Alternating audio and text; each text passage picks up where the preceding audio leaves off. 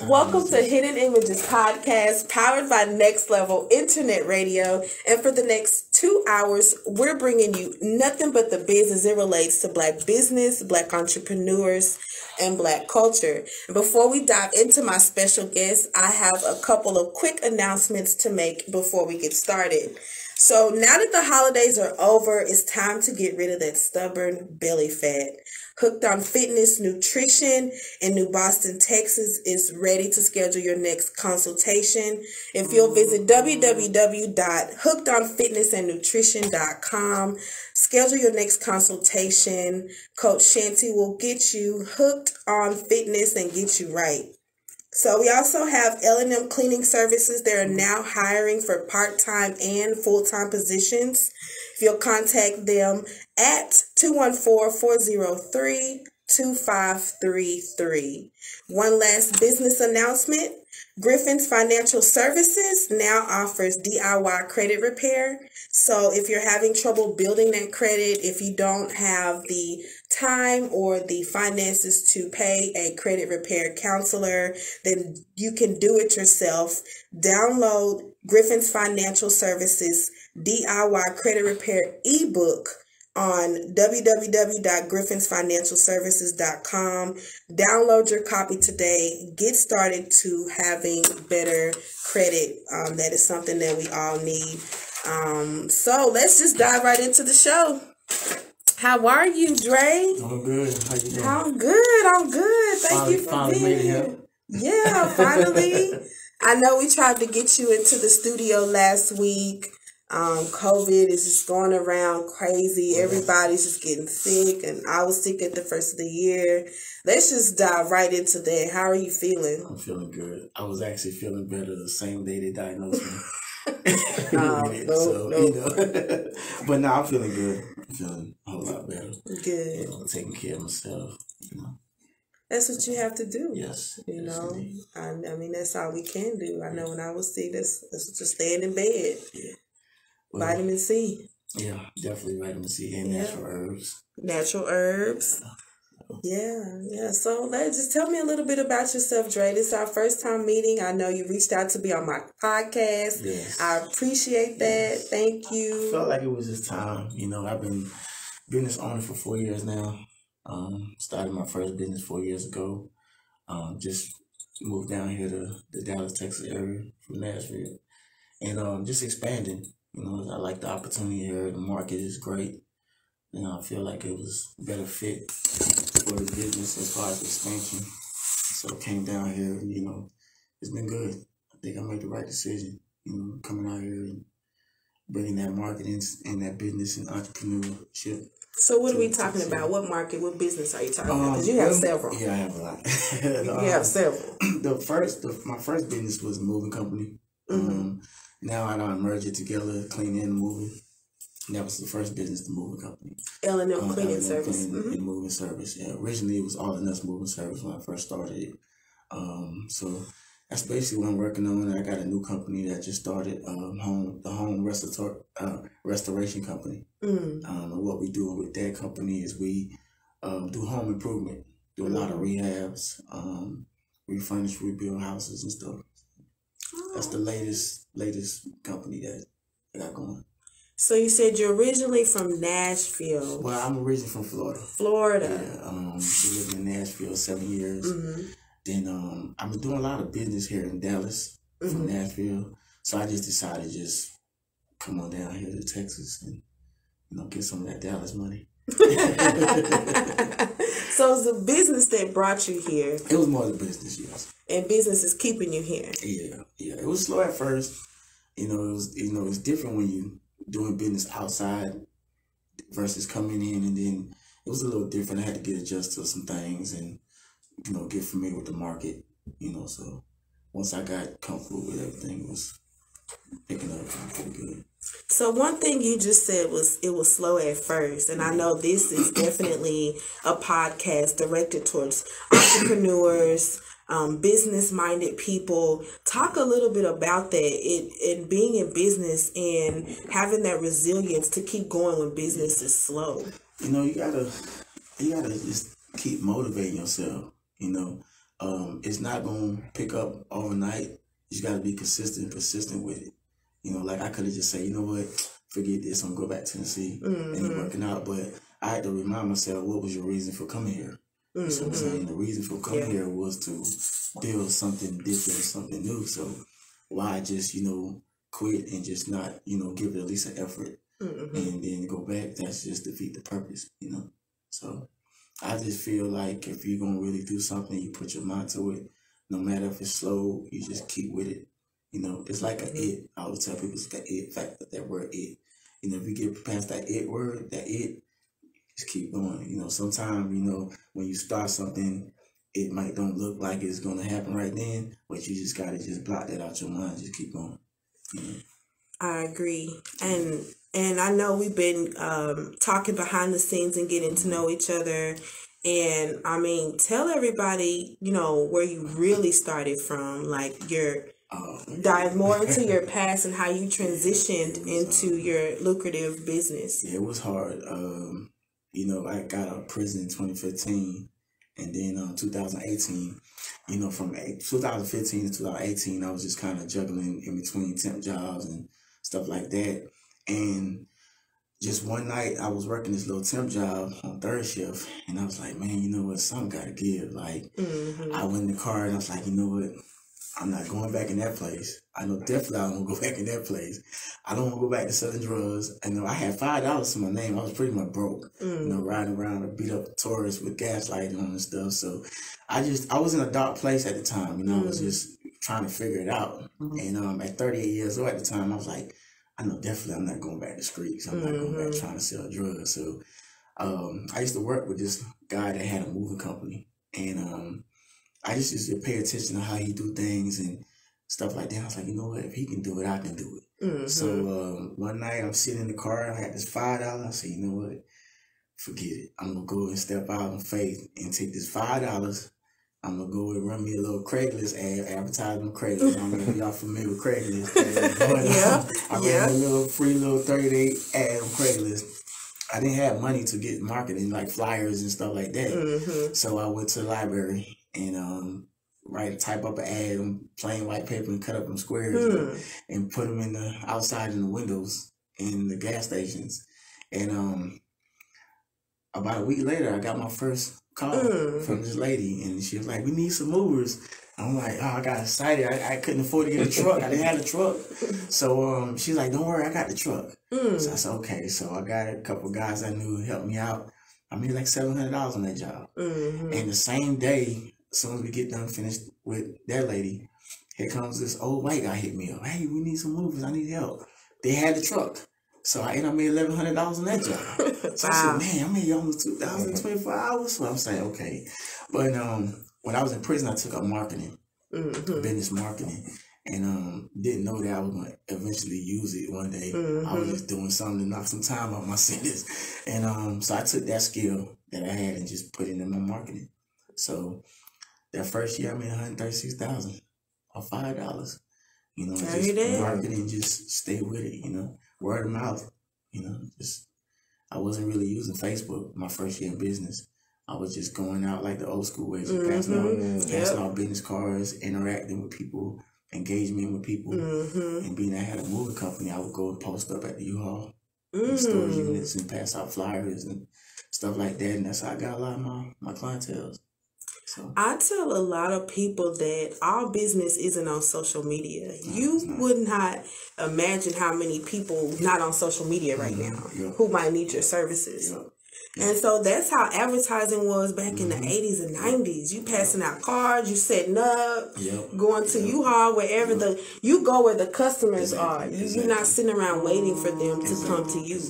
And so I think that's what builds that personal connection. Exactly. And it was an older guy too. Cause I used to like hang around older people. Get a lot of my wisdom from. It was an older guy that I used to hang around with. He had a car wash.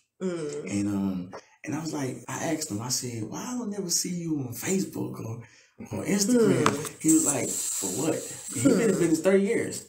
I was like, for what? He's like, for what? And he's like, I'm on Google. That's enough. Right. So I said, okay, Google. And that's when I started working Google. And Google is a real great platform. You know? So yeah, I spend less time on social media, really. I like old school way of marketing, you know.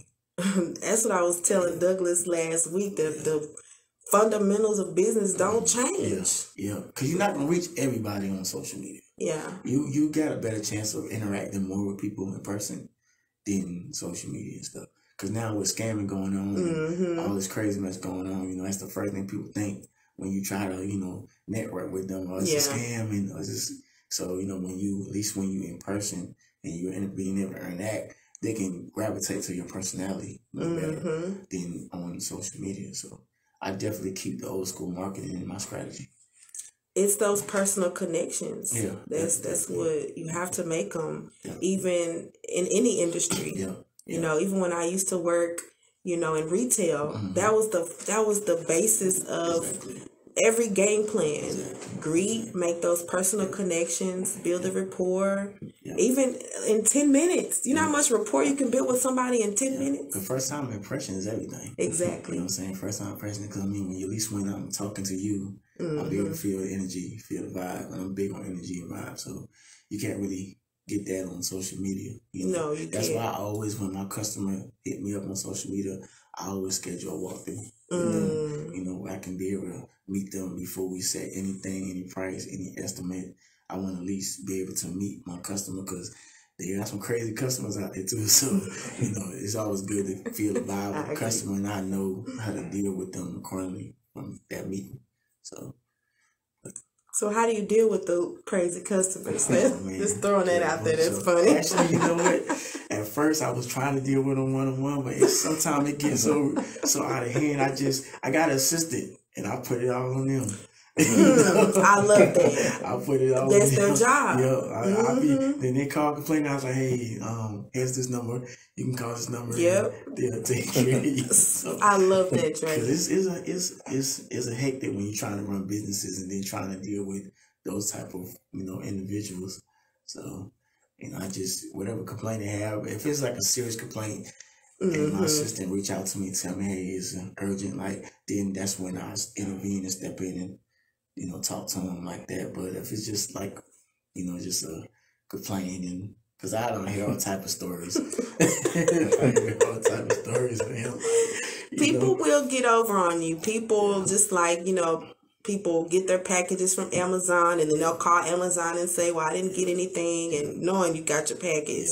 Yeah, I had, oh man, you know, people want a long distance move from Tennessee or Kentucky to California for under $1,000. I would break it down to them and say, hey, listen, from California, just from there to California, and gas alone is going to be about $500, $600. Right. So that's a lot of things too. I think as small business owners, a lot of other customers, they don't really handle you like they will handle bigger, you know, bigger companies. I agree. So they expect you to just do anything for little, nothing. You know what I'm saying? So, and I think that you got to really, like, you know, stand firm on your prices. Even as a business owner, you got to know that all money ain't good money. You can't be so anxious to just get money, or to be anxious to book a job or sell a product. You know, let your price be firm. You know? So know your worth. Definitely I agree. And not only your prices need to be firm, you know, what you have outlined on your website, what services that you said you're going to provide me, like stay firm to that, stay true to that. Exactly.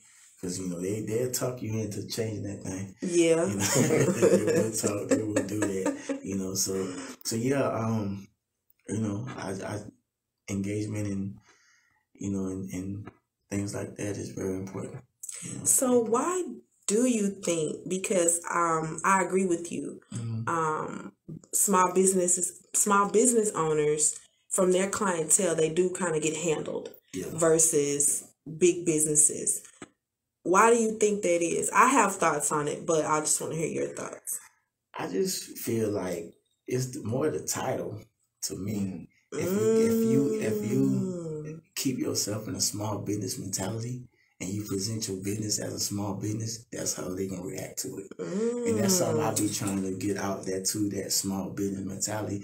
Like, why do we gotta see ourselves as just small business? You know, we need to work on towards getting it as a bigger, like a franchise. You know, I've been in business for years, and I had to tell myself, listen, why you keep saying you small business? Like, stop it. You know, get out that mentality. So that's just a mentality thing.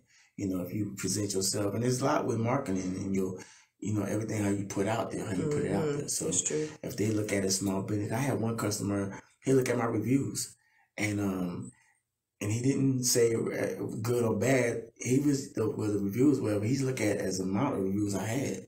You know, he's like, well, you only got 20 reviews. You only got, you know, versus big company, they got a lot of reviews. That means their business is more picking more, you know. So I think the volume of business, we got to really work on as a small business, you know, work on growing it bigger as far as, you know, more clientele and the status of it, you know. I agree. And so my thoughts on that is partially some of the same. You know, you do have to carry yourself as a big business. I mean, and then like pricing that reflects, like if you're offering me all of this, but your price is $50 or $100, it's like, I don't know. Let me study the bigger business too, because I study a lot of the bigger, like you have to allies, and you know, I don't study because they're competition too. They're competition. You know, so I always tell people, don't study the other small business. Study the bigger businesses, like see how they moving, see how they doing things, you know, and then you compete with them, the bigger business.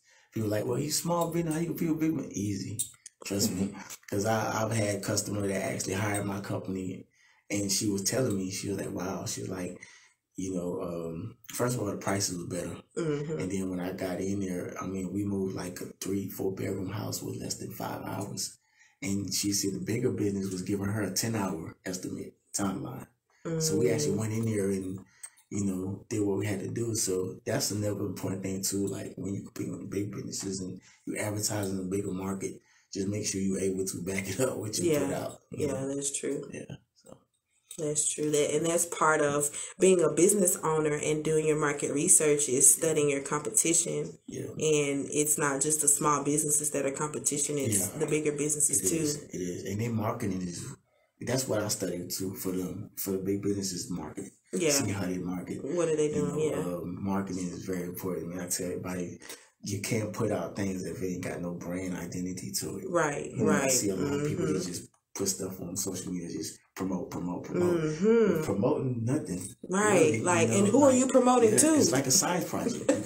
You gotta when you do a science project, you gotta study, research, you gotta put it together, and then you present it. Well, a lot of people doing it presenting just nothing. You know, and then they get mad when you don't support. But who gonna support, you know, something that they never really, they don't have identity to it. You know, so marketing is everything, you know. I tell people invest in marketing. Invest in that, you know. So, I mean, time is valuable. So. And again, marketing is the what? Go ahead and you explain your definition of marketing. Marketing is just like, first you putting your brand together. You know, it gotta be a type of identity. You know, and then also when you market, you got to study the audience that you're marketing to. You know, you just can't just put it out to anybody because not everybody will gravitate to it. True. One of my market strategies that I had for years is I don't put my business out there as a black owned business. Really, you will never tell a black person on my businesses. I don't put myself in the photos and nothing like that. And I did that for a reason, you know, because I don't want my business to feel like it's surrogated.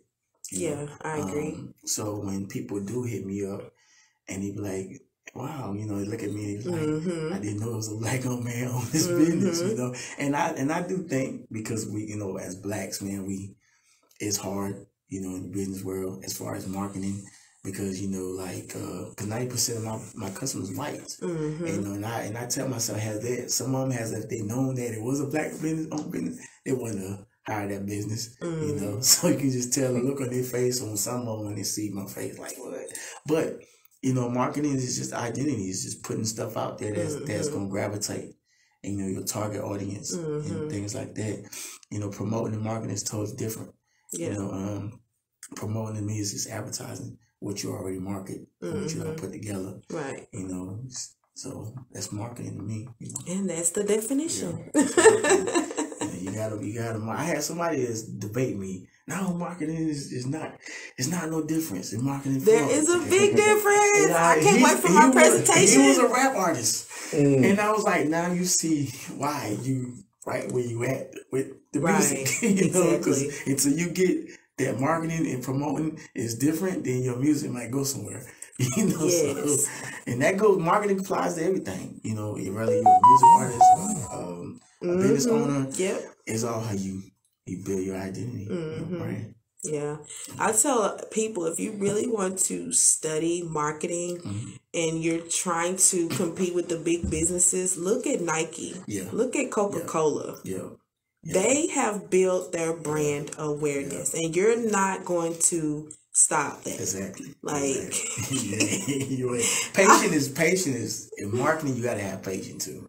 Yeah. Because you can't just be so quick to put stuff out if it ain't ready. Like my artist, for example, you know, he been hitting me, hey, when we gonna put it out? I say, just be patient. You know, it's like a masterpiece, like putting a project together. You don't want to just rush and putting that out. You know, take your time with it. You know. Because credential is everything. You don't just put nothing out and then anything out there and then just flop and then your name on it. So, and that's the same with your brand. You don't want to just put anything out there just to put it out there. Yeah. You know, so. Yeah. So let's talk more about your role in the music industry and how you take artists and develop them. Oh man, I used to work for a record label. I used to work for Loud Records back in the day. I don't know if anybody remember that record label, but Loud Records, it was Cop Records, and now I think it's like E1 Records now. They had a distribution with Sony after Sony brought them out, and a lot of interns. I was an intern A&R internship, and it was actually I took on a free internship because I wanted to learn the business. And you know, let's go back to what I say: all money ain't good money. You can't just always just. I look at opportunity, things like opportunity. So the reason why I took that free internship was an opportunity to learn the business. Yeah. So I was under a senior A&R, and I learned a lot about it. And my passion for music, I love music. You know, my passion for music, and then I like helping people. So managing and working in management, I get the opportunity to help people or help artists, you know, pursue their goals and or their career.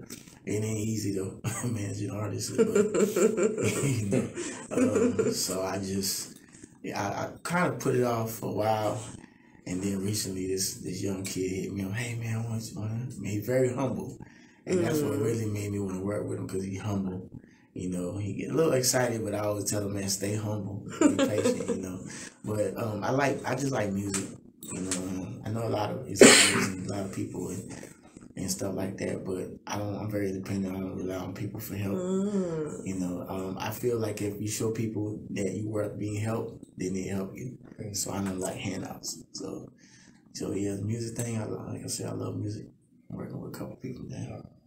So do you write music yourself? Actually, I used to write music. I write a lot of poetry, so I write music too as well. Just according to what mood I'm in, you know. But I do write music. Okay, rap music, R&B. Man, I'm trying to stay out pop, rock, gospel. I just like whatever comes to, you know, whatever feeling I have at that given time, I write. You know, but definitely not rap. Not rap. I give that up. I tried to be a rap artist back in the day, but man, I was garbage. You know what? I'm not gonna lie. I tried to rap a few times, but I just sound like a white girl. Not gonna lie. I tried, and I'm like, that just don't sound good. You know, sometimes you gotta know when to leave stuff alone. If it ain't for you, just leave it alone. You know, I tell even when people come to me, because I do consulting in business as well. Yeah. Even when people come to me, I need to know what's your motive. You know, why you want to be in the business, why you want to be a business owner. You know, why you want to be an entrepreneur. If it's because somebody over here doing it, or this is what you call to do. You know what I'm saying? Always go with what you call to do, because business owners and entrepreneurs not meant for everybody. You know what I'm saying? I mean, just like music ain't meant for everybody. So, you know, when I consult people and help them with their business, I try to see, like, what's your motive? You know, always do it for yourself though. Yeah. Don't ever do it for nobody else. Yeah. Or what, don't worry. Because when I do my business, I worry about my business. Like I don't worry about what's going on over there or what's going on over here. I just focus on what I got to do. I don't try to compete. Only thing I compete with is prices. Right? Competitive pricing. And our big businesses, like you hear them advertise, we have competitive pricing. Walmart, everyday low pricing. Yeah. And I think that as a black business owner, I think that we got to get out that mindset of competing with one another and support one another. Because I had this one guy, he had a moving company back in Tennessee, and I was overloaded with work. And I hit him up and I said, hey man, you want some work? I got a couple moves I'm not gonna get to. You can have them. And he was like, wow, man, we in the same industry, man. It was kind of weird, you hit me up for. And I looked at him and said, nah, dude, I'm not like that. You know what I'm saying? Like, there's enough money for everybody out here to eat. Just go ahead and get it. You want the job or not? So he was like an up and coming movement. He had his moving company, and he was up and coming, and it was kind of slow for him. And he didn't even, because I never talked to him, but I observed. And I see that his business wasn't doing good. Yeah. So I passed business on to him. And that's what made him kind of surprised that I would do that. I was like, nah, man, we got to support one another, first of all. Yeah. Stop trying to compete with one another. So. I do the same thing with my photography. If I don't have the time to do it, I'll refer it out. Yeah. And even like with my magazine, I'm a photographer, but I also have a branding photographer that I give him business to. Yeah. I mean, I could do the branding session, but he's my partner. Like I'm gonna give him business too. Yeah, exactly. And then off the back end, every client I send him, well, he gives me some back in return. So I ain't even got to do the shoot. Exactly. Refer to somebody else, and I'm still getting paid. Exactly. That's how you keep it in the community. Exactly. We always talk about building up black community. It's how you build it up by supporting your wealth. Keeping your wealth and you build it up. That's how you build a black community. Sometimes if I don't even like a product, I'm gonna buy it. I'm gonna buy it anyway. Yeah. Even if I don't like it, I'm gonna support you. There's a lot of things that I bought. I don't do that. You don't do it? I buy it to show support. Just to show you support me too by letting me keep my money in my pocket.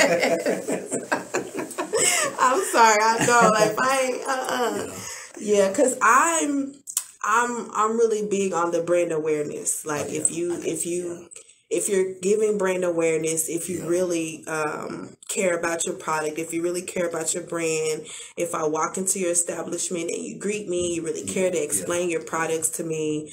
If I have questions, you're not going to get mad for me asking. I might have 10 questions before I buy. That's your job to answer them. Right. So you just ain't going to get my money. You're going to have to earn my money. Well, I feel that. I'm with that too. Yeah, and that is one thing I want to touch on with small business owners, is that clients have the right to do that. Because so many times I see on social media that a lot of small business owners get upset just because they have people reaching out to them for questions. You're the owner. They're supposed to come to you and ask you for questions. If they don't know, they don't know. How many times have you walked into a retail establishment or even into Walmart or anywhere and they have signs that say, this is on sale, that's on sale? I'm still finna ask to make sure. Right. I'm still... I used to get a lot of questions from customers. I get a lot, man. Sometimes I'll be like, oh, man, I'm about to lose it. I answer it, and then I also my websites. I put the questions and answers on the website. That's smart. That is smart. So that is something. I'm so used to them customers asking about the same thing. That's a good idea, y'all. Put it on the website, so when they go on the website, they can see all the questions. Frequently asked questions. Big businesses do that. I've seen that. So Dre, put that on the website. There go a gem, y'all. If you listening, that's a gem right there. And it's a lot of information. Website is very important. It is. It is. I've heard a lot of people say, well, it's not as important because I guess they're so caught on social media. But website is very important because when customers, that's the first thing they ask me, you have a website? And I send them to the website, and everything on that website, I make sure it's very detailed. So when, like you said, with question and answers, everything is on there. And I also watch my views and how many people, my data, a website, and how many people view the website. And if I see the numbers drop, then I say, okay, well, maybe I need to work on better content for my website. Yeah. And normally, like my website, I brought the platform for it, so I copyright it, so I can also get paid for streaming. So people that view my website, you can get paid for that too. A lot of people don't know that. You can register with ASCAP or BMI, and then you get paid for the amount of views that view your website. So, so it's always a way of making money. I tell my artists that too, man. You ain't gotta always, put out music to make money. You can be a songwriter, you can publish, you get a royalty. It's all type of way of making money. True. True. I tell people that. There was something you said earlier that I want to touch back on, and you were explaining being a business owner and an entrepreneur. Yeah. What are the differences between just being a business owner and an entrepreneur? Because there's two different things, right? Entrepreneur to me is just a hustler. To me, I mean, we gonna get it by any means necessary. How we gotta get it. If I see some candies, if I'm broke, I'm gonna see this candy. I'm gonna sell this candy to you. I'm gonna sell some stuff to you. Business owners just see themselves as just owning a business. Yeah. Entrepreneurs, I got my hands in everything. Yeah. And I try to keep multiple streams of income. Yeah. So if this business don't work, then this business over here gonna work. Yeah. So one business gonna take care of the other business. So, my moving company slow up, then I advertise the cleaning. So now I got the cleaning and moving together. So you gotta hire me for something. If you gonna get me for moving, you gonna get me for cleaning.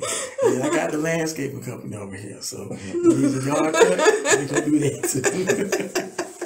too. We don't take no for an answer. Exactly. We're gonna get some type of money out of you. But I love it because that's what makes Walmart successful. Yeah. Like, you can go to Walmart with any budget and get what you need. When you need this, we got you. Exactly. You need that, we got you. You need this. And they may not have good customer service, but I had this, you know what? It's funny. I had this one customer. She hit me. She said, because I think I had lost her as a customer on the moving and cleaning. Then I jumped right back in her inbox and sent her my home improvement flyer. Yeah. And she's like, well, how much business do you have? I said, well, man, we got home improvement.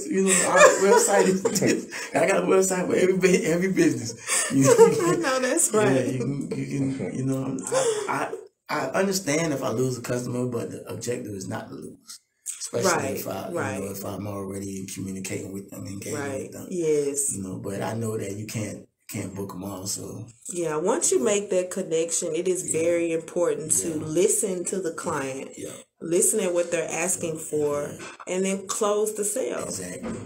So you got to be a salesman too. You do. You got to sell it when you get that connection.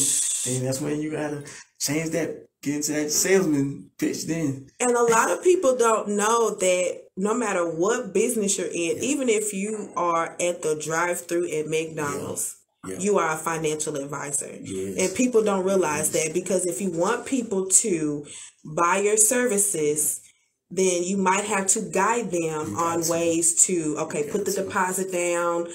You can pay me every 2 weeks here. Or even tell them if you have to, because I went and bought cars before.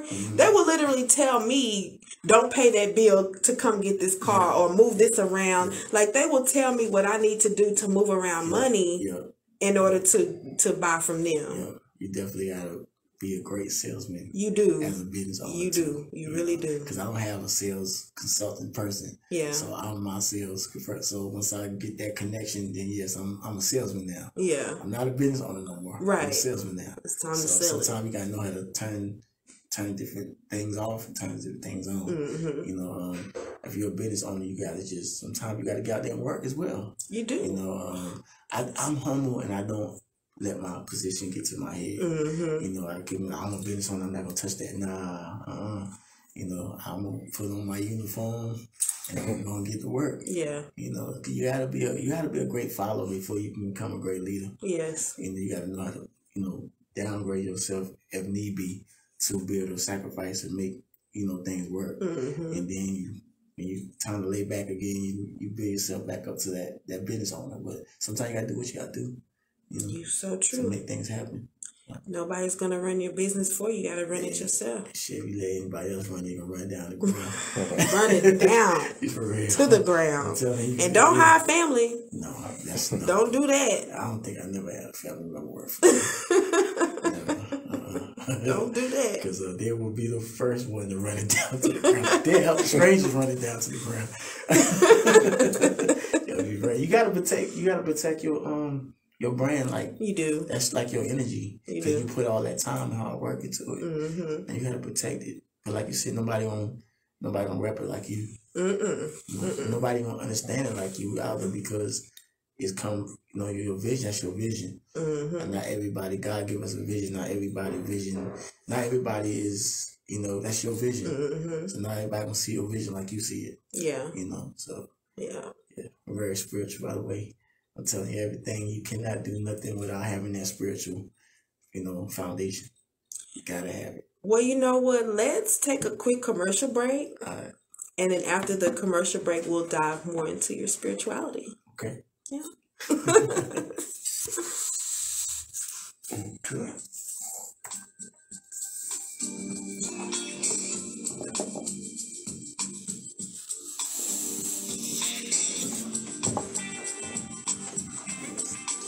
This hair under control. Locks. I'm starting to get gray locks, y'all. I'm starting to get some gray hair in my locks. But I noticed that. I need this wisdom to curl on in them locks. The gray hair act like it ain't the same texture as my black hair, and I'm like, wait a minute, it's not going in the lock right. I get 42 in March, and I see a gray over there. I had to tell myself, wait a minute, it's supposed to be there. It's supposed to be there. No, it's not. I'm not with this gray hair. When I was young, I was afraid to get it. Now, to get gray hair? Yeah, now when I see it coming in, I'm like, hey, man, hey, a lot of people would love to see that gray right now. You know what? To see that gray. From that standpoint, you're right. You're absolutely right about that. I said, when it fully come in, I got something for it. I'm going to go to the barber shop, look it up, like, still, man, I'm going to rock it. But you still got a baby face. Yeah. Still a little baby face right there. Child is not stressed. Now used to see why the presidents, when they run countries for over a year, why they be having at the end of the turn, they look stressed out, smoking cigarettes. Ooh, this country got that. Man, I'm telling you, it will happen. It will happen. That's why I do everybody get into the spiritual thing, because that helps a lot too. Even with managing the business. Yeah. Trust me. Yeah. Because if not, you're going to go crazy. I thought I was gonna go crazy last night. Yesterday, everything's starting to catch up. And that's another thing I would like to discuss. Like, don't be afraid to ask for help on your business, especially if you're trying to do it by yourself. Don't ever be afraid. I ain't afraid. I need help. Necesito ayuda. Ayúdame, por favor. Yeah. Ayúdame.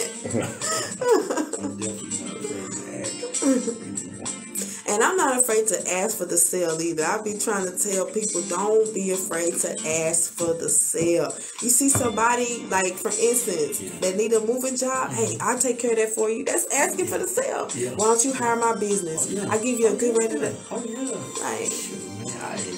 What I do is, when I see a lot of them on Facebook, being in groups is very important too.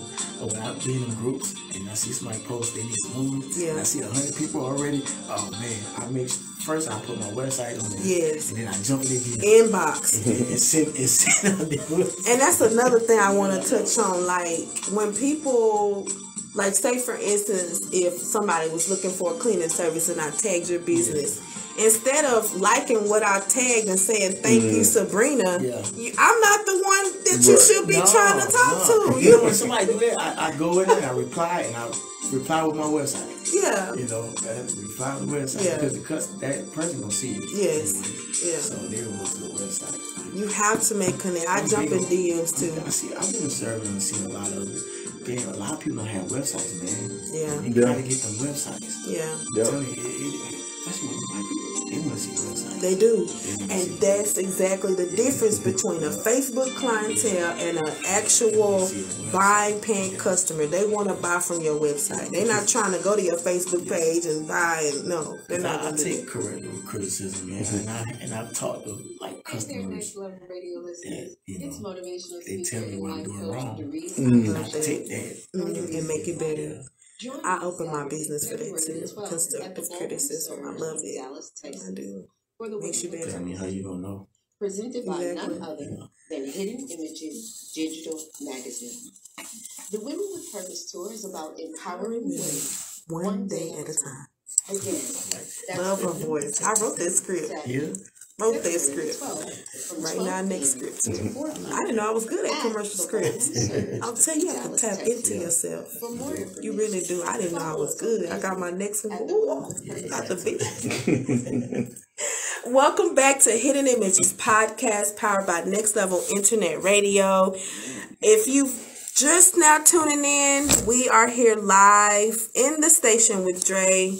And we are talking all things business related, L&M Cleaning Services. This man has so many businesses going on, entrepreneur in Dallas, Texas. So before we cut to the commercial break, we were diving into spirituality and how important it is to have that in your personal life as well as in your business. So let's talk more about that. Spirituality is actually like a grounded.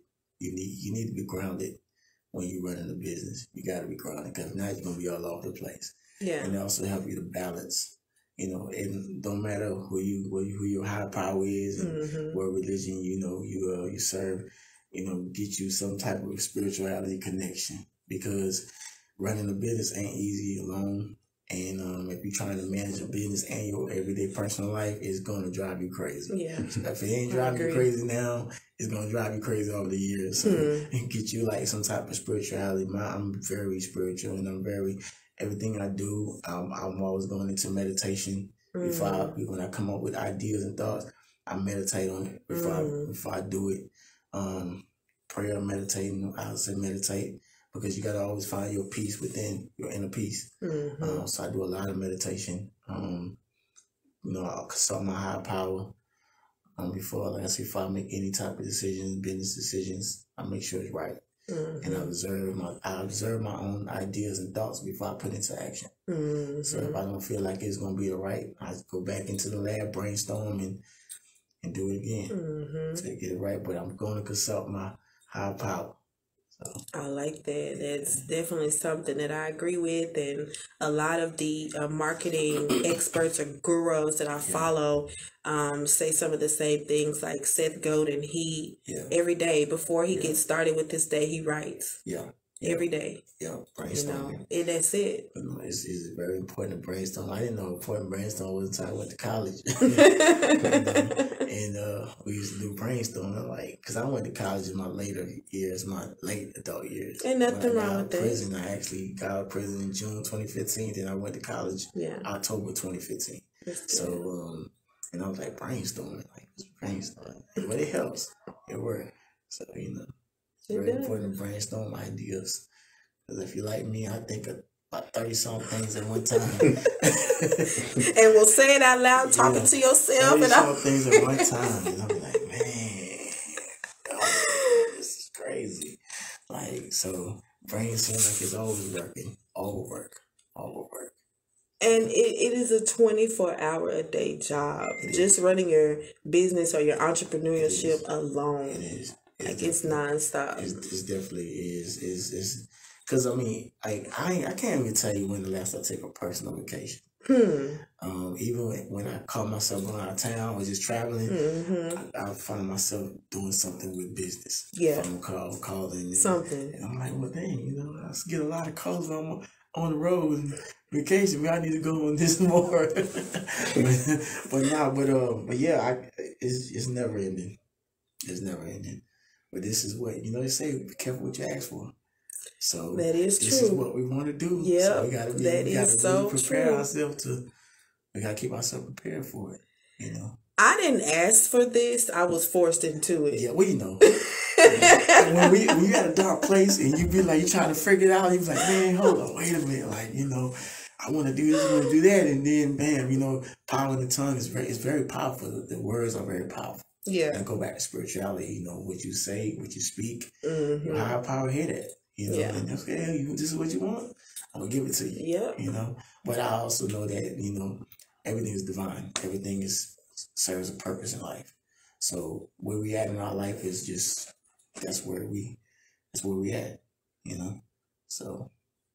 So to me, it sounds like you've got the marketing down, you've got the advertising down, you've built your brand awareness, you've got your clientele. What's next? Like, what are your plans to I definitely want to take your business bigger? I want to get into property investment.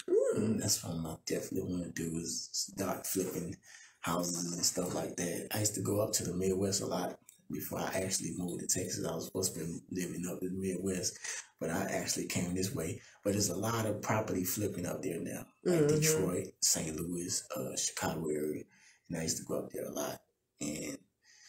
But I got a chance to learn a couple of it, but it's something that you gotta really know, something you just can't just dive in. You gotta take your time and really study, and so that's where I'm at now. I think that's the next move. So you mean property like homes or just land? Like that too, land as well. But more like you see them houses that just need to be fixed up, like rehab houses. Just invest in. Like I seen one. It was one in Detroit for $12,000. Nice house. I mean, taking it, and it's not. It was in a bad area in Detroit. It was, but $12,000. All you need to fix maybe like $80,000, $70,000 worth of work. Maybe a little more. But then you can turn around and resell it on the market for more. So something I want to get in, flipping houses. How important do you think wealth is to the Black community? It's very important. A lot of people look at it as riches. Riches is just temporarily. It's not going to last long. And I think that's what we need. We need wealth. We need something that, okay, we pass the day, what our kids going to have and what our kids' going to have. Wealth takes you through generation to generation. That's something that we just ain't focusing on. And it's sad because I think wealth is very important. You know what I'm saying? Because, we need land. We need to have land. We need to have more businesses and investments. Better investment. This is something that they don't want us to have in the community as well. They want to give us riches though, because that's like adrenaline. Like we want it right then, Well, and then for us, we're not going to do anything but give it back to them anyway, buy Jordans, this, clothes, this and that. So that's why they want to give us the riches. Well, definitely is longevity. You know what I'm saying? Especially if we got kids. I have kids. So, every day now I'm living for them. You want to talk a little bit about your family? Yes. My oldest daughter, Andrea. I got two daughters, Andrea and Ava. 16. She'll be 16 next week, Andrea. And then my youngest be 9 in July. And my daughter, actually, she's a future entrepreneur in the making. I love that. And we talk all the time, even though they're in Florida. But I still keep that communication going with them. I would tell people, if you're not around, at least keep communication with them. Because you'd be surprised. I'd be surprised when I talk to my oldest daughter, because, like, she be giving me life sometimes. And I'm like, wait a minute, hold up. This is scary. Like, and I asked her, like, what you, she's trying to, she play basketball now. She do AAU. She got 2 scouts.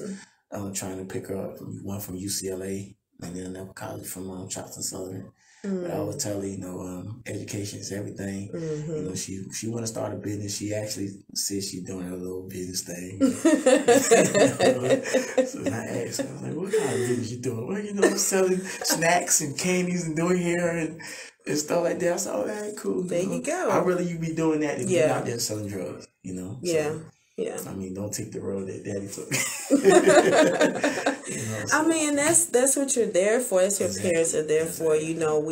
We all have made mistakes in our past. I'm not a parent yet, but I'd love to be a mother. I can't wait for the day God blesses me with my first child. And I know for sure the mistakes that I made, I just want to make sure that I don't let my child fall into those same footsteps. And not just my kids, but other kids too. Right, You know, right. and that's something I want to do too. Well, not want to. I'm finding myself doing a little back in Nashville, doing a lot of mentorship for the youth and advocate. You know, because you know we at a point we don't live our life, and it's the younger generation that really need great leaders now. Yeah, we don't have that in the community no more. We don't have like genuine leaders that's really trying to see the youth elevate. You know, so.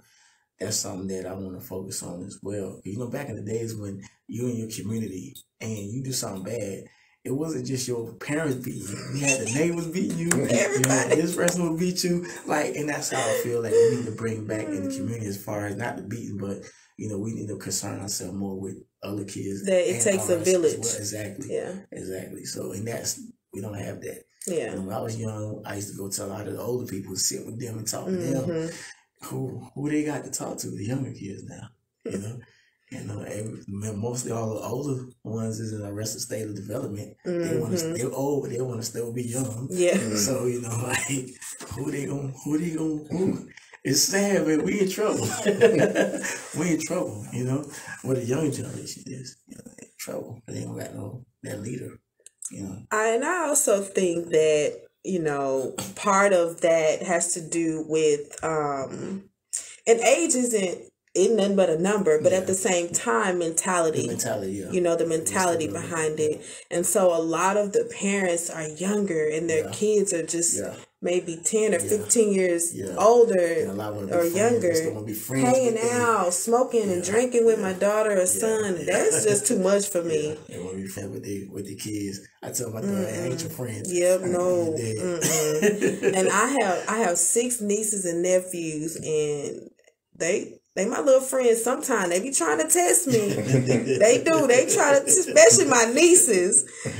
But no, I have to put them in their place sometimes. I'm still your auntie. It is different. Yeah, it is. Ooh, these cats. Definitely different breed. Yes. And my little nephews, you can't even talk to them. No. I don't know what's up with boys. No. I can't get a word out of them. Well, some girls are something serious. Now my niece is gonna talk. They gonna go. So my daughter's like, man, she be on it, but she do good though. She doing good. I had to straighten her up a little, threaten a little bit. I've been in Florida before. You gonna be out the next morning. My pull-up game strong. Wait. Do you have those empty threads? Because my mama used to spew out those empty threads. No. My daughter know I pull up on. She know I'll be down in Florida before you know it. She be like, what? She know. She just, she straightened up though. Start getting A's and B's. Got a license now. And she straightened up. Stay out of trouble. Yeah. So you just taught me something. So I need to quit with the empty threats to my nieces. I be like, I'm finna come over there, niece. No, you ain't. See, you know, nowadays the empty thought ain't gonna work with them. No, it doesn't. You gotta still with that foot down.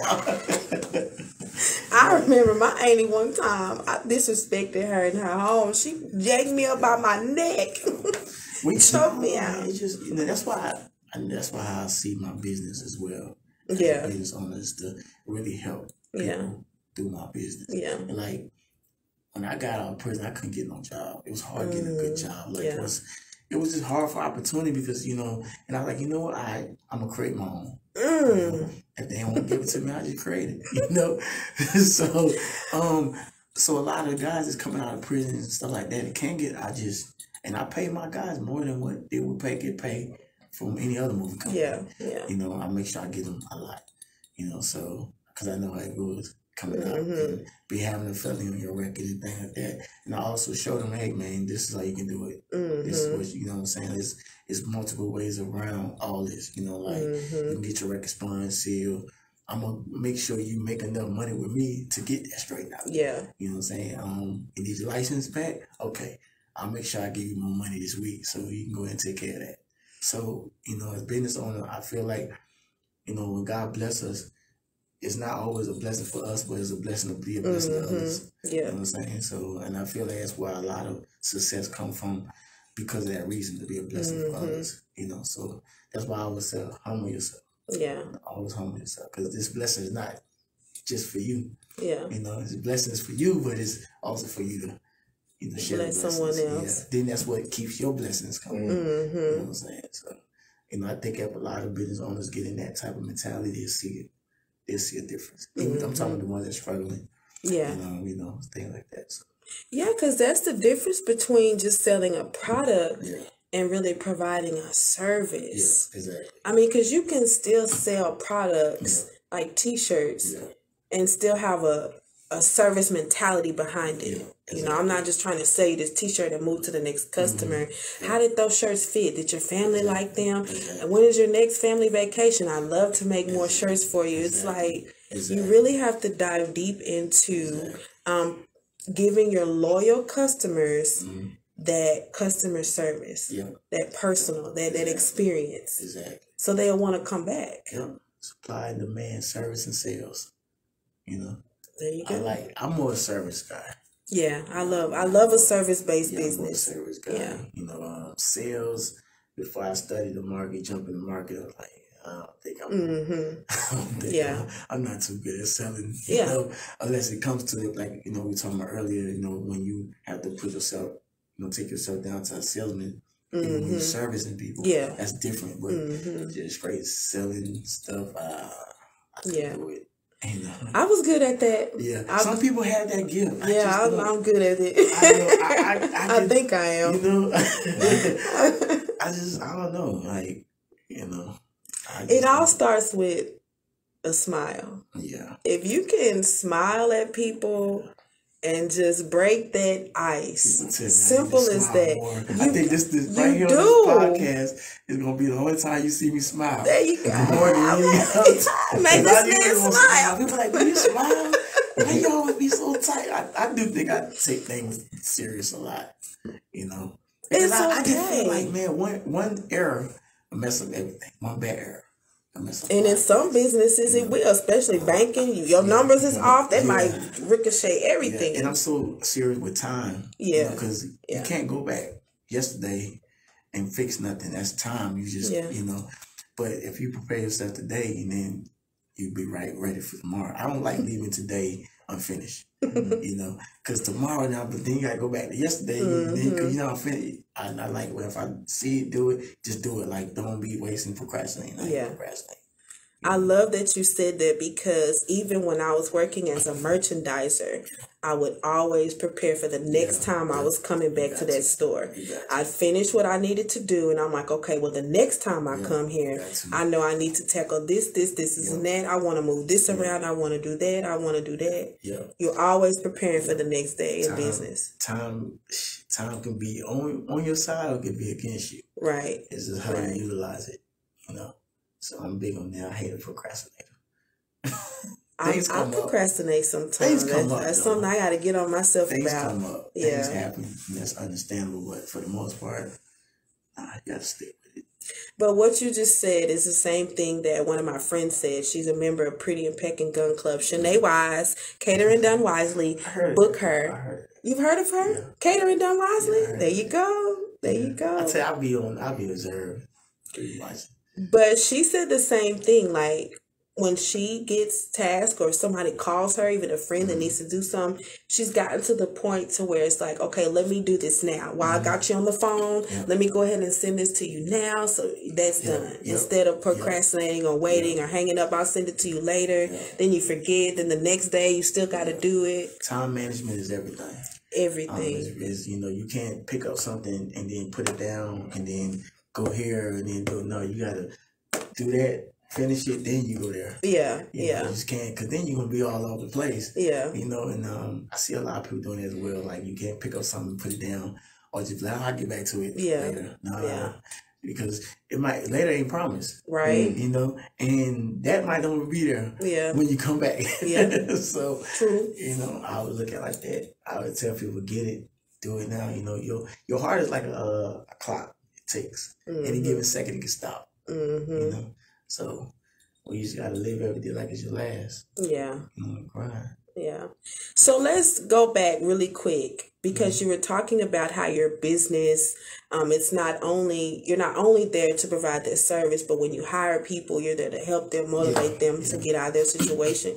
It sounds like you might have a nonprofit that you can establish out of that? Is that something that you've ever been interested in, establishing a nonprofit? I'm working on like this charity, charity right now. I lost my mom's and my stepdad 2 years ago, or 3 years ago. Sorry for your losses. So that's what the L&M brand is actually. The L&M is the initials. Tell us. Yeah, so I just went in and just stick with that one brand. So like L&M Moving Service was originally my moving company name, and then I just went ahead and just incorporated into the cleaning and just put it under that one brand, L&M. So everything's L&M now. So and then I'm working on some charities, some foundation. My mom suffered with kidney failure for years, so I want to do like a kidney foundation, do like kidney researches and stuff. Because at one time, it's like seemed like, I'm not trying to make this a black white thing or nothing like that, but it seemed like in our community we've been hit hard with kidney failures, and I used to always thought it was the water.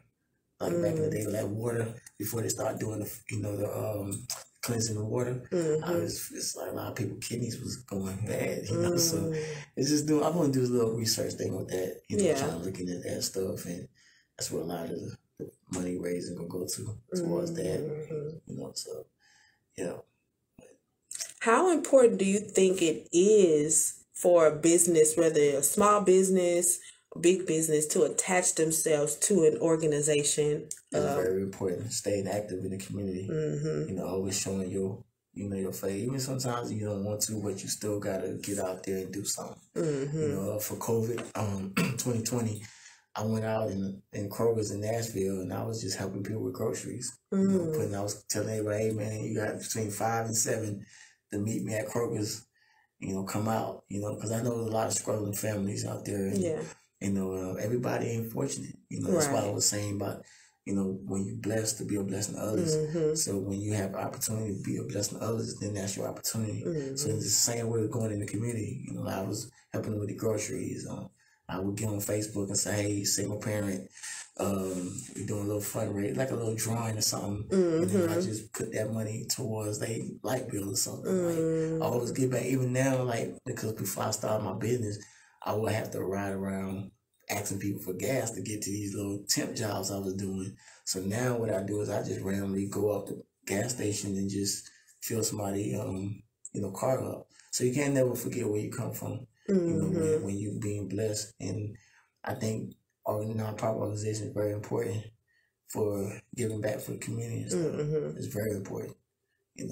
I even challenged a couple of business owners around that time to come in, put your money in with me, match with me to give back, and you'd be surprised only one business owner came and did it with me. I'm like, wow. Like, man. So I don't know what his motive was, but he came in and matched me. So I know what my motive is, and that's all that matters. You have to have those good intentions behind it. I tell a lot of small business owners, it is very important to connect yourself with a nonprofit, establish a nonprofit. I saw one girl posting online about going to nursing homes and doing the ladies' hair, and I'm like, y'all need to build a nonprofit around that. Don't just go do it. And we waste.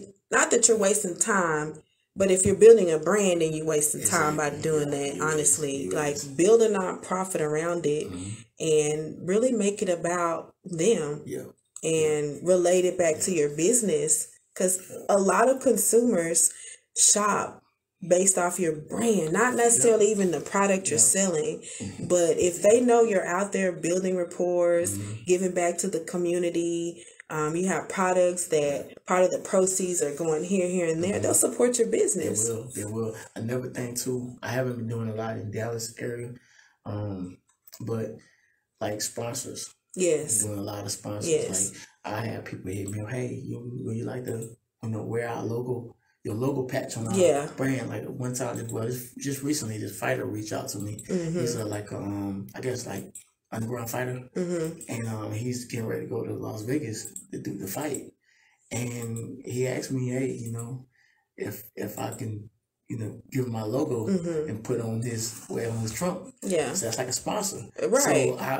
So that's a great way of advertising. Even though you might have to pay a little something, but that's advertising. Yeah, you know what I'm saying? Because somebody is wearing your brand somewhere. It's like commercial, really. Yeah. Like Nike commercial, you hire somebody to represent your brand and stuff. So it's the same thing. Like a brand ambassador. Yeah, exactly. Sponsorship, like sponsor. What you got your recreational games, like the high school games. You can be a sponsor with them, like things like that. So people they see that. Yeah, and that's why right now the influencer marketing is dominating digital marketing right now. Yeah. And I have influencer templates for sale and sponsorship templates for sale. If you need an influencer template and a sponsorship template, I've got them for sale. They're no longer for free. Because I was giving them out and just giving free game. But some of my game, it's time to start charging some of this game. Especially if it's just what you're doing. If this is what you're doing full time, you got to make money as much as you can. Make it, because you too far out to turn back. Yeah, true. So you gotta make this like a living. It's a livelihood. Yeah. I'm getting to some customers. They'll try you, and they'll be like, "Hey, man, this is my livelihood. It's not nothing I'm doing on the side. Or this is how I feed my family. So I take care of my kids. You know what I'm saying? So."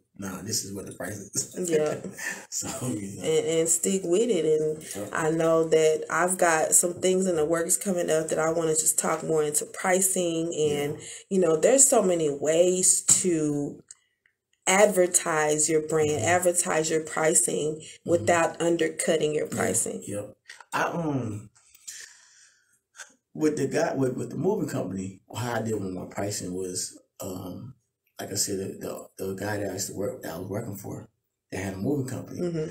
Like one day we was riding from a job. He was taking me home. I didn't have a car, so he was just giving me the game. He was giving me the price, and I'm looking at myself like, do he know who he talking to? I'm about to take this knowledge and run with it. Shoot, and I end up being one of his big competitors too. Yeah. Down the line, but then I just got my prices based off that, and then I implemented some of my own. Into pricing.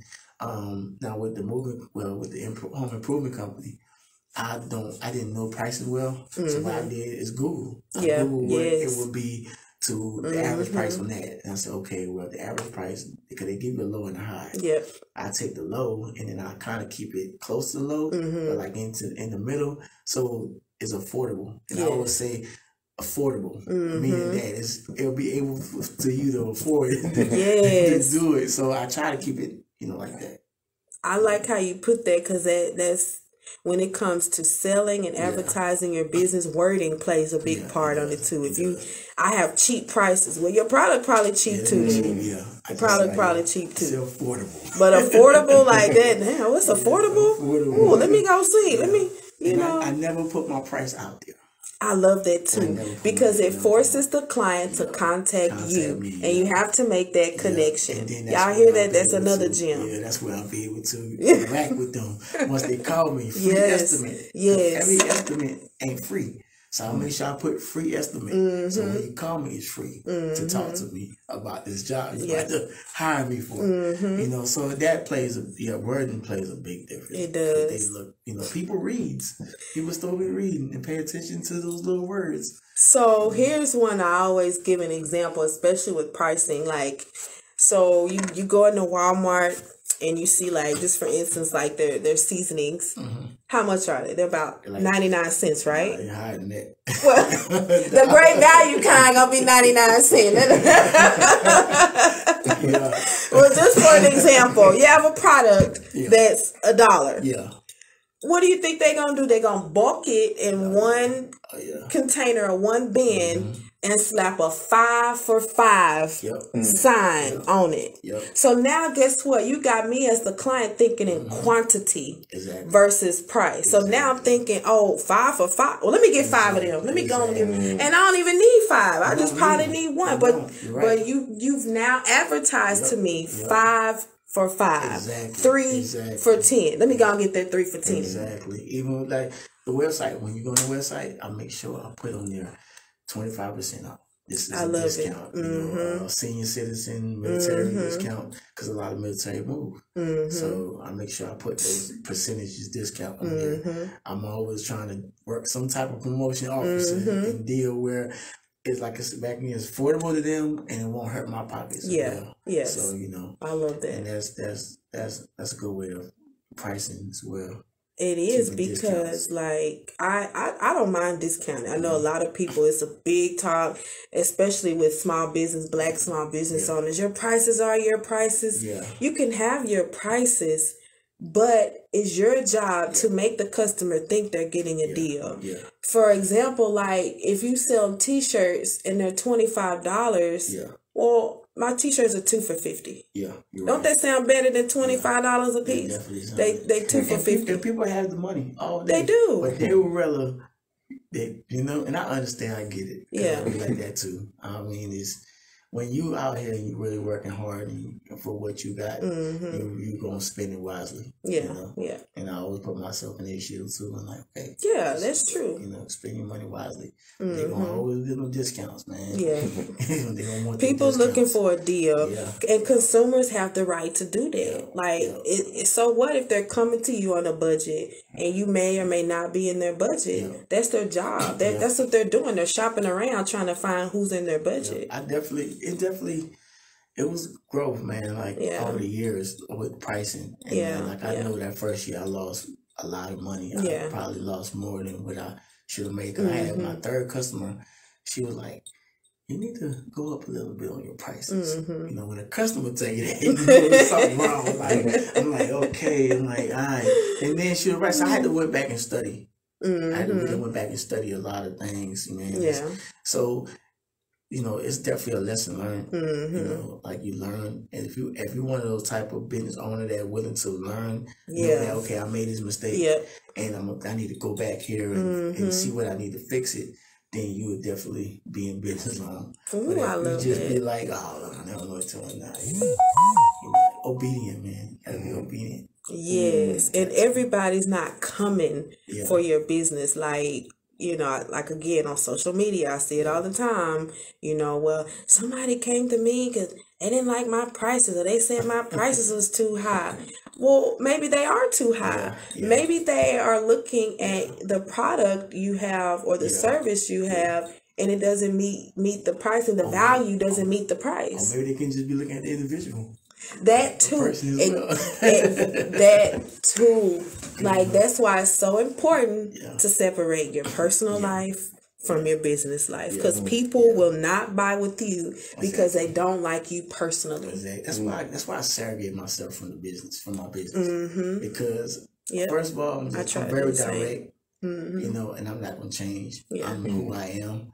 And I know a lot of people will not accept me, my business, if they, you know, so I keep it separate, you know, because I know I feel one person like, that's not professional. Like, listen, who is you to tell me how I'm gonna live my life?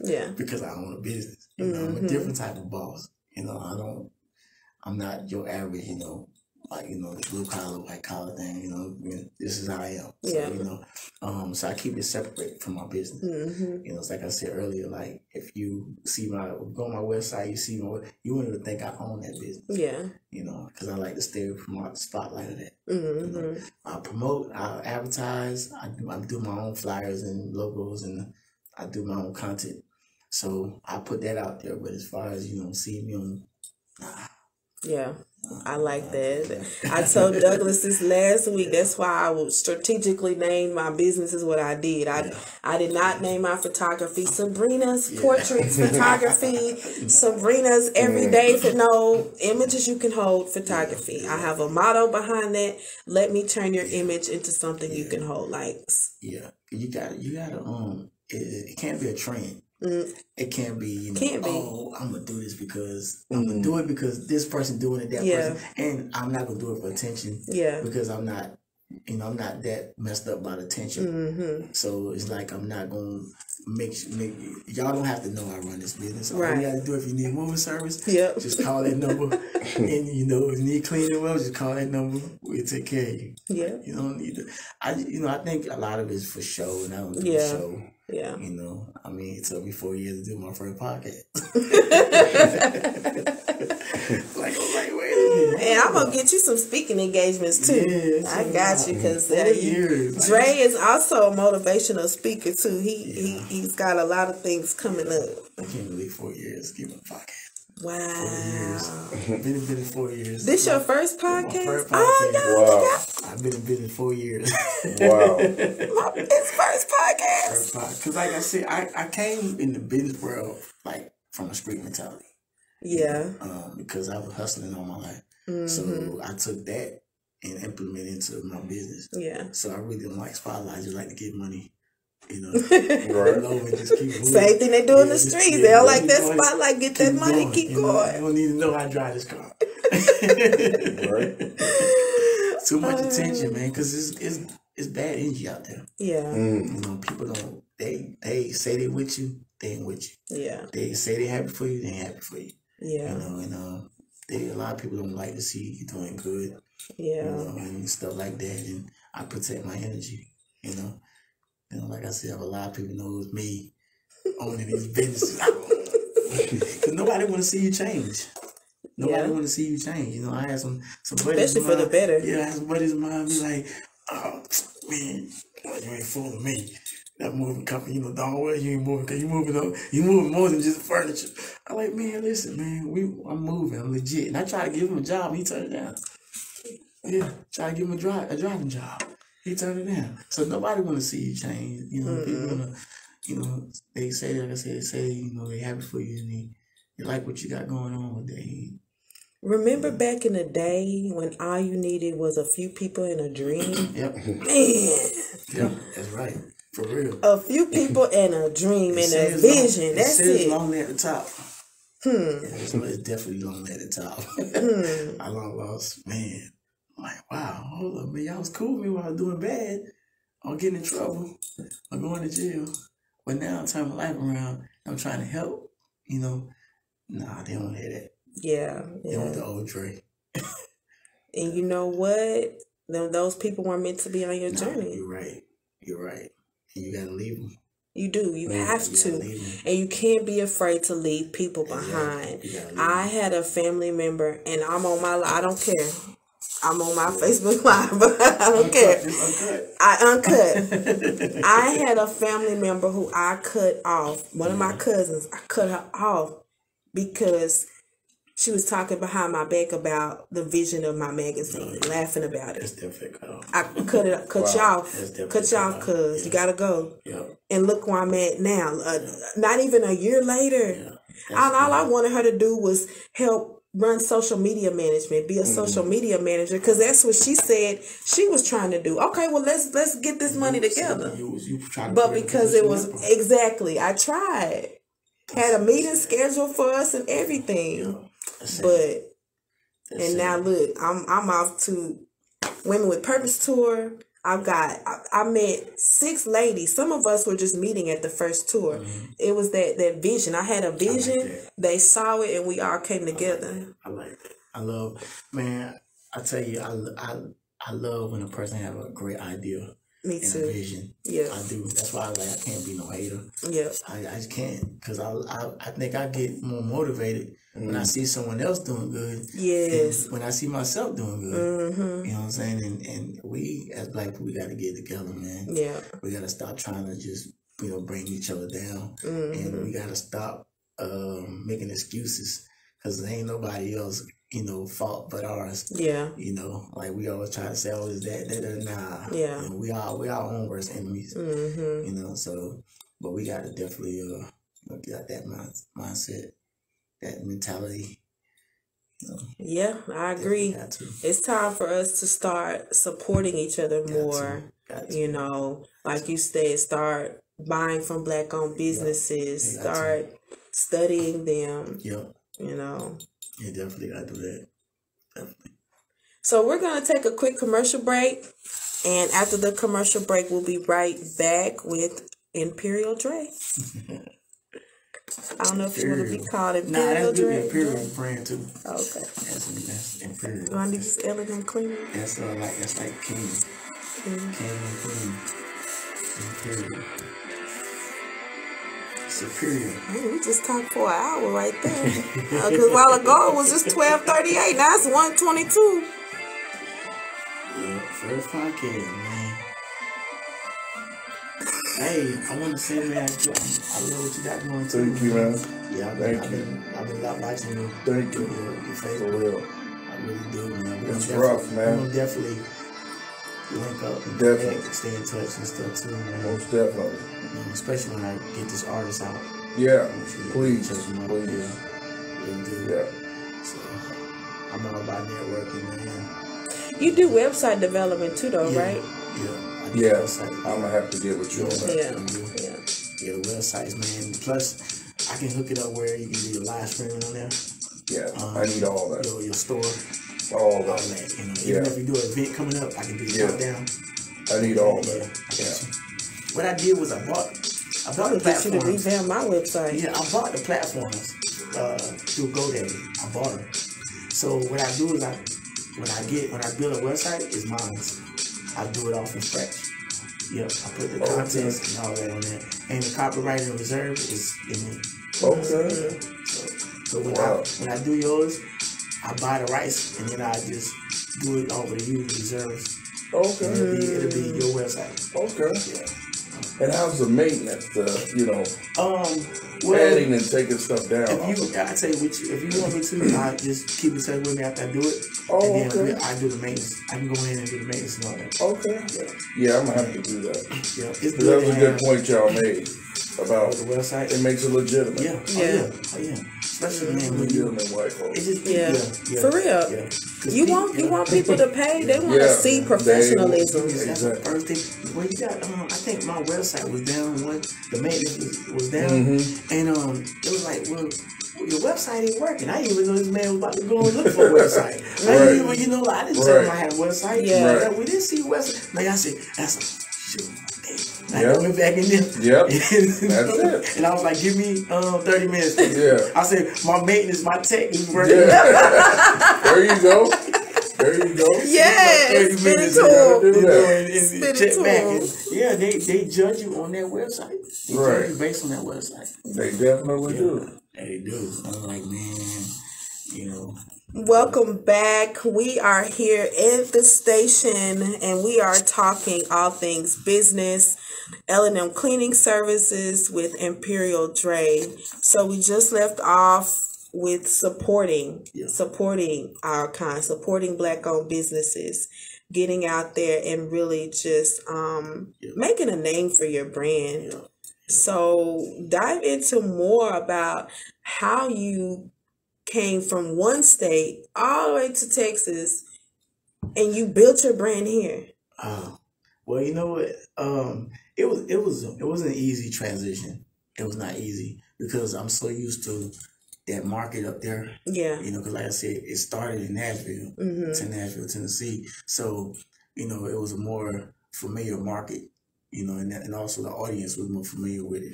So when I came to Dallas, it's almost like having to start all over again. So is it a different market? It's definitely a different market. It's a bigger market. And that's Here what in Dallas? Yeah, that's what makes it more challenging. I mean, Texas is big, period. Right. So, but I see the opportunity because I feel like if you got a successful business in Texas and the Dallas area, that's like a bigger opportunity for your business. Yeah. So, but you got to really, it's not an easy market to crack. Though. It's not an easy market to break. So, but I like challenges. Yeah. So it actually helped me. Okay, I need to sharpen up on my marketing skills. I need to sharpen up on certain things because now I'm in a bigger market now. Yeah. And people, it's different.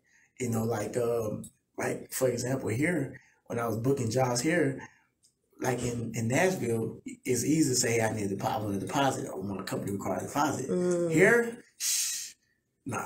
Deposit. We're not giving you no deposit. Like what? I have had that. I've had when I first came down, like what? And I lost some jobs, some big jobs. But I was. Did they not just want to pay in full? If you don't want to give me the deposit, can you just pay in full? Yeah, I was like, no, and a few people, and I was like, okay, well maybe I might, and I'm like, nah, I'm not gonna compromise my policy because that's what I'm used to doing. Because it takes a lot to prepare a move. So it's not like I'm taking that deposit and run. No, it's going towards preparing your move. Yeah. So I stick with the policy. That's another thing too. With your policy, staying firm on your policy. You might, it might come a time where you have to kind of wiggle a little bit with your price, but your policy, you stand firm on your policy. Yeah, you have to for legal reasons. Like, yeah, exactly. That's like your rule. You set that rule, and I got to tell customer, hey, customer, before you had to do it, I mean, it wouldn't be right. Only right if, you know what I'm saying, like, to them, if I do it for them, I don't do it for you. You know what I'm saying? I don't do it for you, don't do it for them. Yeah. So it's like, that's your rule, you know. And it got to be structured. Your business your business had to have some type of structure. Yeah. You know, and that's really it. The market is different here. You know, it's just slow, but it's picking up. It's doing pretty good now. How important, like, do you think it is? Because I see a lot of Black business owners, and 100, I'll say 90%, or 100%, whatever, of their clientele are other Black people, which is fine. We want to support each other, but how important is it as a Black business owner or any color business owner to tap into other markets? It's very important. Cause see, I just started reaching out to the Black market like last year. Yeah. The first 3 years, like I said, 90% of my customers are white. Yeah. You know, so but I was like, well, you know what, let me start reaching out more. And I'm gonna be honest, it was more about the financial thing. I just feel like, you know, in the white community, they're gonna spend money with you. You know, they're not gonna ask questions, they're not gonna try to get discount. This is what it's gonna be with them. Yeah. You know, but since, you know, the Black market is like, man, what, $500, $600 movie? Nah, I'm gonna go get my uncle here and my brother here. It's just harder. Black. It's more harder. I'm gonna be honest. It's more harder to break Black market than white market. I think it is. Honestly, I think what it is explaining value behind certain things. Yeah. We see value in Jordans. Yeah. You know, we'll kill for some Jordans. Exactly. Yeah. Yeah. You're right. But you need to hire professional movers, and you don't want to do that. Exactly. Or you need your house, some stuff done in your house. Right. Oh, nah. You know, I ain't gonna spend that. Yeah. You know, I got my income tax money, but now I ain't gonna fix my house up. Right. I'm gonna buy them Jordans and clothes and stuff. Like, well, I need to move. My lease about to be up. But nah, I'm not gonna do it. You know, or but we more of a do it ourselves as well, though. You know, I haven't looked at it like that. We more of a do it ourselves. Yeah. White people, they ain't gonna do nothing. You know, it's just how it is. They rather pay somebody to do it. Yeah. We more like, no, we're gonna hold on to this dollar and we do it ourselves. You know, so it's not a bad thing. It's just the way it is. You know, that's why I said that I couldn't never surrogate my business. Yeah. You know, and because the market, you know, is universal. Yeah. You know? Now the Mediterranean, the Indian, now that's a whole different. No, that's a hard market. That's a hard market. Like, for real, like, that's a hard market. Explain that. Oh man. Like, do I have time for that? I love my Indian customers. But you know, with them, you got to bring the whole breakdown. You got to bring the handbook. You got to bring the company handbook out. You got to bring the price handbook out. You got to, and then on top of that, they still one discount. A big discount. I'm like, wait a minute. And you know, it don't mean no harm. You still got to be professional when you talk to them. And I'll be like, man. Like, they're going to spend with you.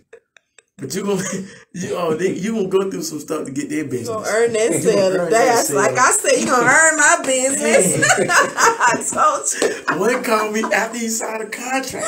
He called me. I got a question. I'm saying to myself, like, man, what do you want now? Yeah, I just want to know. Yeah, we'll work with you. All right, thank you. So it don't mean no harm. It's just the way it is. So you gotta really be able to adjust. When a business owner, you know, when you search in other markets, you got to know how to get on their level. You do. That's what they teach you in sales, to mirror your client. You gotta, you know, when I'm talking to a white customer, you best believe I'm sounding white today. Right. I'm talking to a Black customer, I'm still be professional, but you know I'm Black. Yeah, you do. Facts. People want to do business that they can relate to you too. You got to be related. My professor, college professor, and it's not fake. She put me up for some game. I ain't gonna lie. She, you know, interacting with people. Yeah. Cause like, I ain't gonna lie, it made me more of a people person since I own my business. Yeah. Before I had this mentality, man, forget the world, man. Yeah. Forget people, man. But when I went to school, college, my professor, she really broke it down to me. And how to capture the audience. How to make them, bring them into your vision. Yeah. You know, so when you talk, like when I'm talking to people, potential customers, oh yeah, man, people that be around me, when they hear me on the phone, they just be laughing at me. They be like, boy, they just be laughing. They be like, man, how you do that? I'm like, shh. My whole voice even changed. Man, I used when I worked at Zales, man. Hi, thank you for calling Zales. This is Sabrina. How may I help you? Oh yeah, you got it. I'm telling you, I used to flip it. I didn't care. You can't talk to nobody on business like, yo, what's up? Exactly. Nah, man, yo, I fired a couple of guys. That's important. That work with me. You know, they working on these people's job, and they got their pants sagging. Oh yeah. You know, they want to play music. Like, I'm like, wait, hold up, man, wait a minute. This ain't the streets, man. Right. We gotta be professionals. They don't want to listen. They out of there. Yeah. You gotta let them go. Yeah, because your business is a representative of yourself, especially when you around here. You know, the odds already against us. You know, so when we going up in these people's house, come on, man, they're already looking like they nervous for us being in your house. So you know, you got to make them feel comfortable. You got to make customers feel comfortable. Yeah. You know. Yeah, that's one thing I was taught in sales is to mirror your customer. If you have a customer coming in and they're like bubbly like me, you want to kind of like I got you laughing here now. Everybody know me. They watching this like, what? He's smiling. Man, it's the first time I see his teeth. You do, and honestly, and I'm trying to mirror you and tone it down a little bit, but I really can't. But I'm just always turned up. But I do sometimes, you know, if I have clients that come in and they're just a little more soft spoken, maybe they don't want a bubbly salesperson. They want to get straight to the point. They want to know the facts. What, you know, like explain. They don't need they don't want all that happy go lucky. They don't. You know, so you gotta definitely like I said, you know, the vibe. You gotta catch the vibe. You know, you can tell most time you can tell what mood a person in. If you listen to them and you know how they coming off, and then that's how you react. You know. But in the business world, like I said, you gotta just keep it professional, man. I don't have people cursing me out plenty of times. You know, you know, I'm gonna sue you. I see you in court. Okay. See you there. I see you in court. You know, so it's just all type of stuff you're gonna deal with. So you gotta always, this is your reaction. Cause you gotta know at the end of the day, you know, they might make you mad, but you can't get mad back. You can't. Oh, that's so important, Dre. That is so important. Best believe they're gonna leave you a bad review. Yeah. Oh, and when they leave you a bad review, then you know you just get on there and you still be nice. Yes, you have to. Sorry, sir, ma'am. You know we wasn't, but have a good day. Yes, you know, facts. You know, facts. So I hope people heard that because, man, they're not coming for your business. People are allowed to complain. Like, it's just the nature of doing business. You're not going to make everybody happy. And I guarantee you at one point in time in everyone's business, you're going to do all the right steps. You're going to make them happy. The price going to be fine. They might still come back with a complaint. Oh, yeah, they will. They will.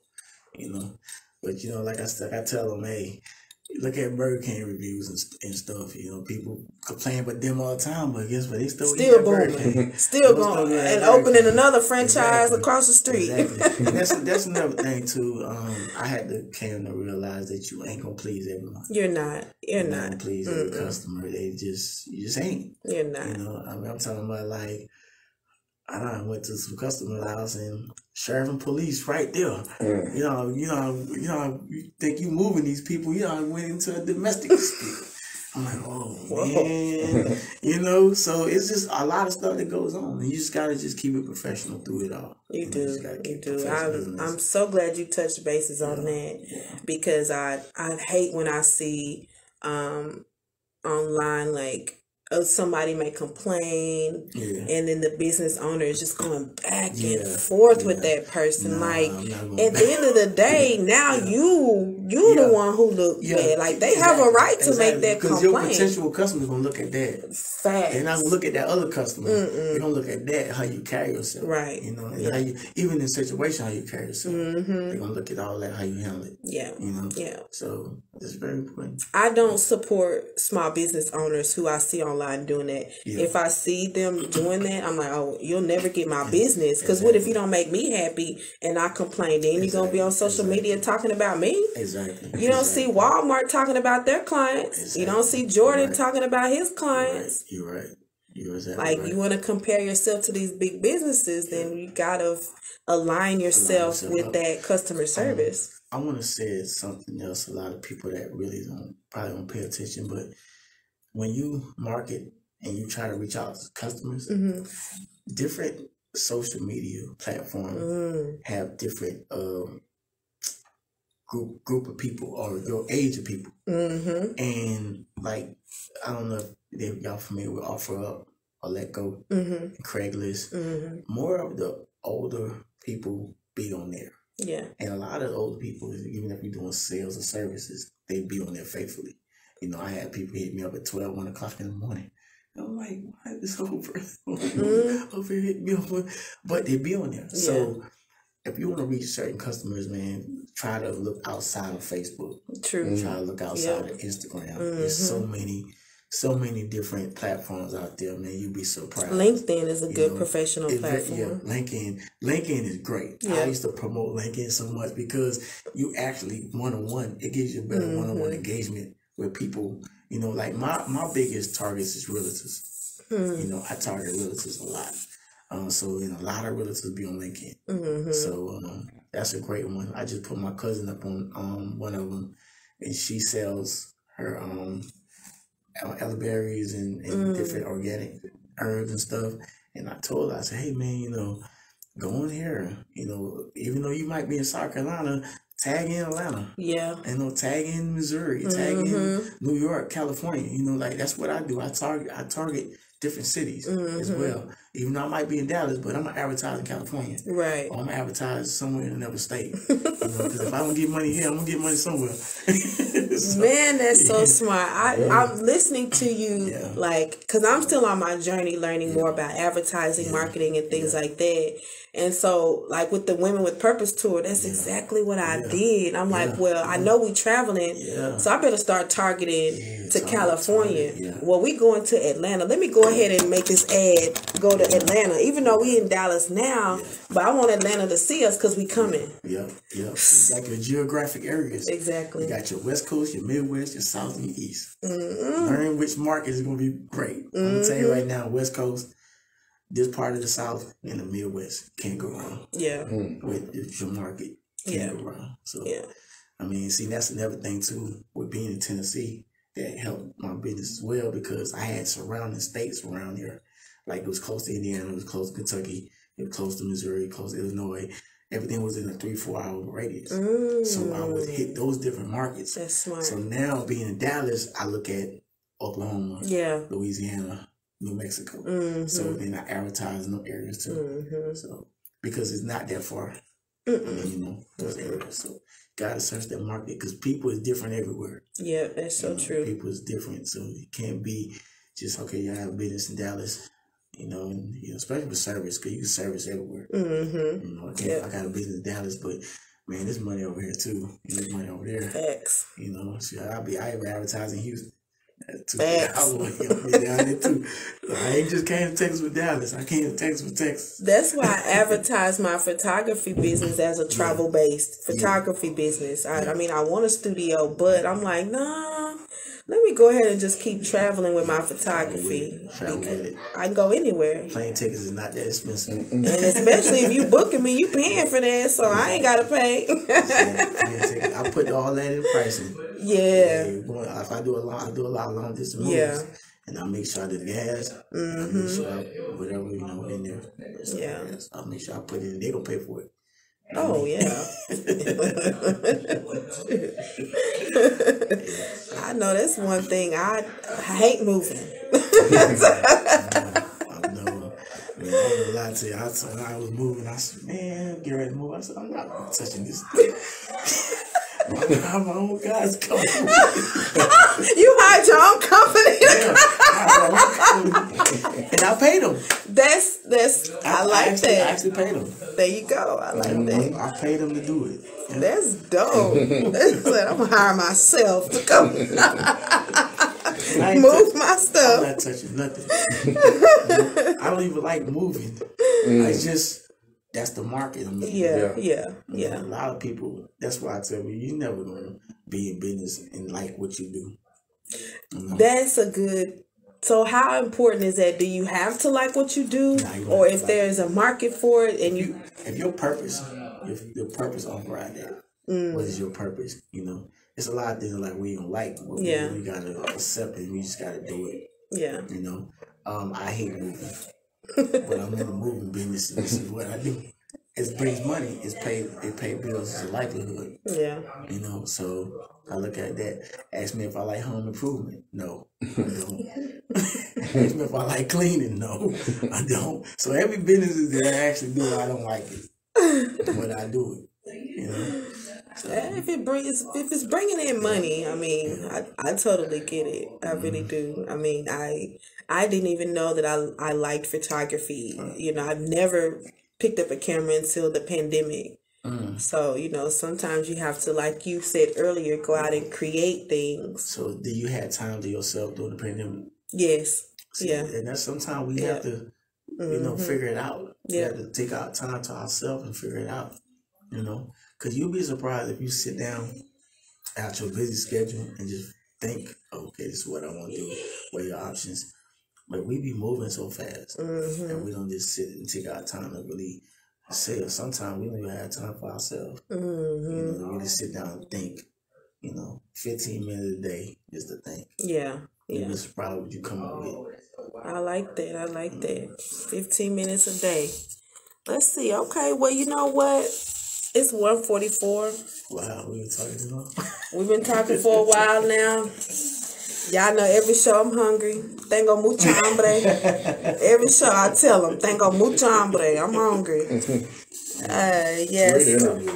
Yeah, this has been a great interview. Well, so let's go ahead and wrap it up. But before we do, tell everybody where they can find you, where they can book your moving services, cleaning services. Okay, on Facebook, you can go to L&M Cleaning and Moving. On Facebook, you can go to the Home Restoration Company. On Instagram, my Instagram is Imperial Dre. And in my bio, I have all my links to my business Instagrams. And my website is on there too. Once again, Instagram, Imperial Dre. I put it all in one. Yeah. Because I got so much stuff going on, I just put it all in the bio. So they go on that one page, they can link in on all the rest of them. So, yeah. That's important too. Make it easy for your people to find you. Yeah. I even had to consolidate some of my websites. Yeah. I had like 3-4 websites. And I said, okay, you know what? Yep. The home restoration, I'm going to advertise the home improvement. I'm going to advertise the pressure washing. I'm going to advertise the landscaping on that one website. And then for the cleaning service, I'm going to just put moving and cleaning on that website. So. And really, all of that goes together. It really does. You could. Yeah. Instead of having on different websites. Yeah. So, yes, definitely Imperial Dre on Instagram. And then on Facebook, L&M Cleaning and Moving. Okay. So y'all heard that. If you need moving services, cleaning services, hit up Dre at L&M Cleaning Services. We're going to wrap up the show. Thank y'all again for tuning in to another wonderful episode of Hidden Images Podcast. We will be back next week and we'll talk more about the Women with Purpose Tour. I have a very special guest to introduce to the world that will be joining us on tour. But until then, y'all stay safe. Que tenga un buen día.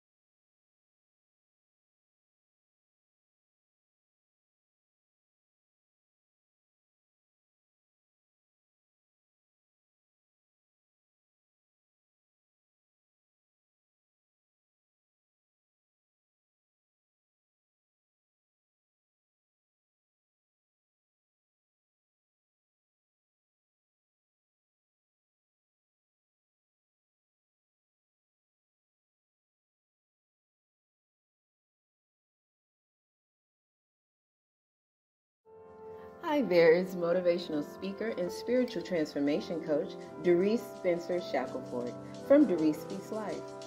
And you're listening to Hidden Images Podcast, powered by Next Level Internet Radio. Join me Saturday, February the 12th at the Ballroom Surge in Dallas, Texas for the Women with Purpose Tour, presented by none other than Hidden Images Digital Magazine. The Women with Purpose Tour is about empowering women one day at a time. Again, that's the Women with Purpose Tour, Saturday, February the 12th, from 12 p.m. to 4 p.m. at the Ballroom Surge in Dallas, Texas. For more information, follow us on Facebook at the Women with Purpose Tour.